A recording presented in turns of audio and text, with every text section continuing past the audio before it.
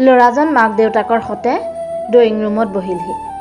মই জনামতে ল'ৰাজনৰ নাম দিবাকৰ। মই মালিকৰ ঘৰত বন কৰা ছোৱালী। ঘপককৈ কালি ৰাতি মালিকে মোক চাবলৈ ল'ৰা এটা আহিব বুলি কোৱাৰ লগে লগে আচৰিত হৈ পৰিছিলোঁ। তাতে মোৰ এনে অৱস্থাত আৰু আচৰিত হ'লোঁ। বন কৰা ছোৱালীৰ বাবে মালিকে কেনেধৰণৰ ল'ৰা পচন্দ কৰিব পাৰে সেইটো মই ভালকৈয়ে জানো। তথাপিও মই আজিৰ দিনটোলৈ আগ্ৰহে বাট চাই আছোঁ। ল'ৰাজনক এবাৰ দেখা পাবলৈ মোৰ বৰ মন গ'ল। খিৰিকীৰে জুমি চাইছিলোঁ যদিও মালিকনী অহা গম পাই মই থতমত খাই ৰৈ দিলোঁ। মালিকনীৰ আদেশমতে মই চাহ বনাই খোৱা বস্তুৰে সৈতে চাহৰ ট্ৰেখন লৈ আলহীৰ আগলৈ ওলাই গ'লোঁ। মই ওলাই যোৱাৰ লগে লগেই মোক মালিকনীয়ে চিনাকি কৰাই দিলে। এয়া মোৰ সম্পৰ্কীয় ভণ্টি। সৰুৰে পৰাই আমাৰ ইয়াতেই আছে। মোক দিবাকৰৰ মাকে মোৰ নামটো সোধাত মই মিনি বুলি কোৱাৰ আগতেই মালিকনীয়ে উত্তৰ দিলে, তাইৰ নাম মীনা। মালিকনীৰ কথাত মই মৌন হৈ থাকিলোঁ যদিও তেওঁ মিছা মতাৰ অৰ্থ মই বিচাৰি পালোঁ। মই মনে মনে আৰ চকুৰে দিবাকৰলৈ চালোঁ। সুন্দৰ সুঠাম চেহেৰাৰ 34-35 বছৰীয়া এজন যুৱক। সিও মোলৈ চালে। হঠাৎ তাৰ চকুত মোৰ চকু পৰিলত মই মূৰটো ঘূৰাই দিলোঁ। মাক দেউতাকৰ লগত অলপ সময় কথা পতাৰ পিছত দিবাকৰ আৰু মোক অকলশৰে কথা পাতিবলৈ মালিকনীয়ে এটা ৰুমৰ ভিতৰলৈ লৈ গ'ল আৰু দৰজাখন জপাই দিলে। দিবাকৰ মোৰ কাষৰ চকীখনতেই বহিল আৰু মোলৈ চাই সুধিলে, মোৰ লগত বিয়া হোৱাত তোমাৰ কিবা আপত্তি আছে নেকি? যদি কিবা আপত্তি আছে খোলাকৈ ক'ব পাৰা। মই তলমূৰ কৰিয়েই দিবাকৰক উত্তৰ দিলোঁ, মোৰ আপত্তি নাই, কিন্তু মোৰ কিছুমান কথা আছে। প্ৰথমে সেই কথাখিনি মই আপোনাক জনাব বিচাৰোঁ। দিবাকৰে মোৰ হাতখন তাৰ হাতৰ মুঠিত সুমুৱাই মোক ক'লে, তোমাৰ সকলো কথা মোক খুলি ক'ব পাৰা। মই শুনিবলৈ প্ৰস্তুত। মই দিবাকৰক মোৰ সেই গুপ্ত ৰহস্য, যিটো মালিকনীয়েও নাজানে, সেই ৰহস্যটো ক'বলৈ মুখ মেলোঁতেই দৰজাখন খুলি মালিক ৰুমলৈ সোমাই আহিল আৰু ক'লে, দিবাকৰ আহা, মা দেউতা তোমালৈ ৰৈ আছে। মালিকক দেখি দিবাকৰে থতমত খাই মোৰ হাতখন এৰি বহাৰ পৰা থিয় হ'ল আৰু ক'লে, ব'লক দাদা গৈছোঁ। আৰু মোকো ক'লে, তোমাৰ কথা পিছত শুনিম, এতিয়া ব'লা বাহিৰলৈ যাওঁ। সেই বুলি কৈ মালিকৰ পিছে পিছেই ওলাই গ'ল। মোৰ মনৰ ভিতৰত পাকঘূৰণি খাই থকা সেই ৰহস্যটো দিবাকৰক সেইদিনা আৰু কোৱা নহ'ল। মোক যে দিবাকৰ আৰু মাক দেউতাকে পচন্দ কৰিছে সেই কথা জনাই তেওঁলোক সেইদিনা ঘৰলৈ গ'লগৈ। এসপ্তাহৰ ভিতৰতে বৰ লৰালৰিকৈ আমাৰ বিয়াৰ দিন ঠিক কৰিলে। তাৰ মাজতে দুদিনমান দিবাকৰ আমাৰ ঘৰলৈ আহিছিল যদিও মই মোৰ মনৰ ভিতৰত লুকুৱাই ৰখা কথাটো দিবাকৰক আৰু কোৱাই নহ'ল। কালি আমাৰ বিয়া হৈ গ'ল। আজি দৰা ঘৰত বিয়াৰ ৰিচিপশ্যন। দিনটো ৰিচিপশ্যন পাৰ্টি চলি থাকিল।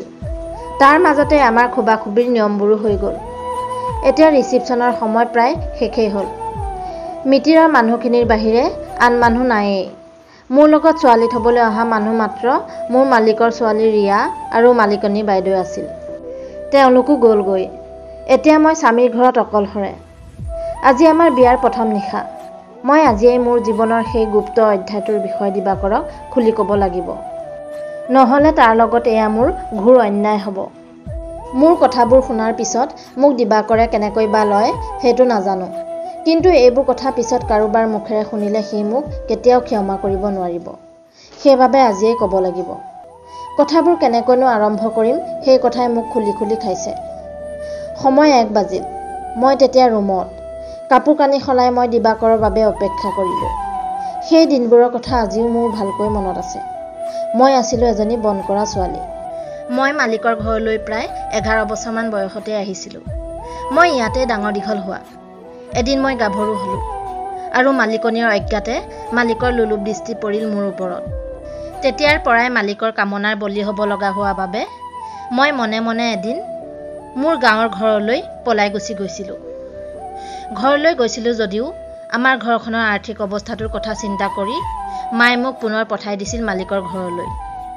মই মাৰ কথা মতেই উভতি আহিছিলোঁ। মালিকনীয়ে মই তেনেকৈ ঘৰলৈ কিয় গুচি গৈছিলোঁ নাজানিলেও মালিকে কিন্তু ভালকৈয়ে জানিছিল। মই উভতি যোৱাৰ পিছত মোক মালিকনীয়ে সুধিছিল যদিও মই মিছাকৈয়ে ক'লোঁ। মা আৰু ভাই দুটালৈ বৰকৈ মনত পৰিছিল। সেইবাবে মই সিহঁতক চাই আহিলোঁগৈ। মোক উভতি যোৱা দেখি মালিকৰ মুখত দেখিছিলোঁ আত্মসন্তুষ্টিৰ হাঁহি। তাৰ পিছৰ পৰাই মোৰ লগত প্ৰায়ে মালিকে চলাই গৈছিল অবৈধ সম্পৰ্ক। মালিকৰ কথামতেই মই চলিব লগা হৈছিল, কাৰণ সেইখন ঘৰৰ বাহিৰে মোক আশ্ৰয় দিয়া দ্বিতীয়খন ঘৰ নাছিল। দৰজাখন খোলাৰ শব্দত মই উচপ খাই উঠিলোঁ। দৰজাখন খুলি এটা কাঁহৰ শব্দৰে মোক জাননী দি দিবাকৰ ৰুমলৈ সোমাই আহিল। দিবাকৰৰ গাৰ পৰা ওলোৱা সুগন্ধিৰ গোন্ধ গোটেই ৰুমটোতেই বিয়পি পৰিল। মই বিচনাখনতে বহি ৰ'লোঁ। দিবাকৰ মোৰ কাষতেই বহিলহি। দিবাকৰে মোৰ মূৰৰ উৰণিখন নমাই মোৰ দুবাহুত ধৰি ক'লে, তুমি আজিৰ পৰা মোৰ অৰ্ধাংগিনী, মোৰ সুখ দুখৰ সমভাগী। বিনা সংকোচে সকলো কথা মোক খুলি ক'ব পাৰা। দিবাকৰৰ কথাত মই মোৰ মনত পুহি ৰখা কথাটো ক'বলৈ যেন দুগুণ সাহস পালোঁ। মই মোৰ জীৱনৰ সকলো কথা বিৱৰি ক'লোঁ। লগতে মালিকে মোৰ লগত ইমান দিনে যি কৰি আহিছে তাকো ক'লোঁ। আজি 2 মাহে মোৰ মনত লুকুৱাই ৰখা সেই ৰহস্যটো আজি মোৰ মুখেৰে ওলাই গ'ল। মই কঁপিবলৈ ধৰিছিলোঁ আৰু থোকাথুকি মাতেৰে মই দিবাকৰৰ বুকুৰ মাজত সোমাই ক'লোঁ, মই 2 মাহৰ অন্তঃসত্ত্বা। মই মালিকৰ সন্তানৰ মাক হ'বলৈ ওলাইছোঁ। মোৰ কথা শুনাৰ পিছত কিন্তু দিবাকৰে যি প্ৰতিক্ৰিয়া দেখাব লাগিছিল তাৰ একো প্ৰতিক্ৰিয়া নেদেখুৱালে। মোক মাথো ক'লে, মই এই সকলোবোৰ জানি শুনিয়েই তোমাক বিয়া কৰাবলৈ ওলাইছোঁ। তোমাক যাতে এই নৰকৰ পৰা উদ্ধাৰ কৰিব পাৰোঁ তাৰ বাবেই তোমাক মই পত্নী হিচাপে গ্ৰহণ কৰিছোঁ। দুখীয়াৰ দুখ আৰু পিতৃহীন জীৱন কেনেকুৱা মই ভালকৈয়ে উপলব্ধি কৰোঁ, কাৰণ ময়ো হৈছোঁ ফুটপাথত পৰি থকা এইখন ঘৰৰ তুলনীয়া সন্তান। এই বুলি কৈ দিবাকৰে মীনাক সাৱটি ধৰিলে আৰু মীনাই তাৰ দুবাহুৰ মাজত নিজকে এৰি দিলে।